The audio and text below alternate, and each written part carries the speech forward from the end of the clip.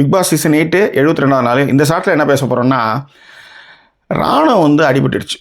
ஆனால் ராணுவம் அடிபட்டும் போது அந்த வீட்டில் ஏன் எல்லாருமே வந்து ராணுவுக்கு எதிராக இருந்தாங்க அப்படின்னு பார்த்தீங்கன்னா, எல்லாருமே ஒரு விஷயத்தை மனசில் வச்சுருப்பாங்க.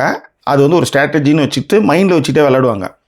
ஆனால் ஸ்ட்ராட்டஜியாகவே இருந்தாலும் தப்பான ஒரு விஷயத்த சொல்ல மாட்டாங்க, யாருமே சொல்ல மாட்டாங்க.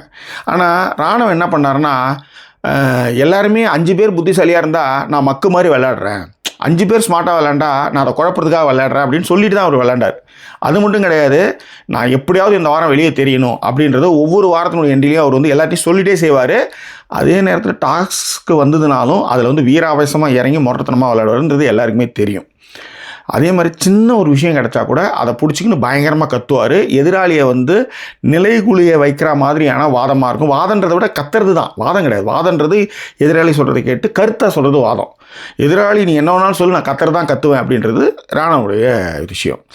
ஸோ அது மட்டும் கிடையாது, வெள்ளிக்கிழமை ஆனாலே அந்த செவ்வாய்க்கிழமையான அந்த பேய் பிடிக்கும் தெரியுமா, அந்த பௌர்ணமி டைமில் அப்படியே வருமே, அந்த மாதிரி வெள்ளிக்கிழமை வியாழக்கிழமைனாலே ஏதாவது ஒரு கண்டென்ட் கொடுத்து நம்ம வெளியில் தெரியணுன்றதுக்காக அவர் எல்லாமே பண்ணுவார். அந்த மாதிரி தான் இன்றைய அடிபட்டது இல்லையா, அந்த லெக்மெண்ட் இன்ஜுரி, அது வந்து அப்படி தான் எல்லாமே நினச்சாங்க. ஆனால் என்ன பிரச்சனைன்னா, புலி வருதுக்காக தான் எல்லா நாளும் நடிக்கிற மாதிரி இப்பயும் அவன் நடிக்கிறான் அப்படின்னு தான் எல்லாருமே நினச்சாங்க. ஆனால் அதன் பிறகு அது சீரியஸ் மோடுக்கு போச்சு.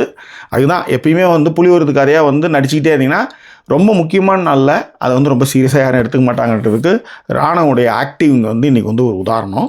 அதுதான் இங்கே உங்க கூட பகிர்ந்துக்கிறேன்.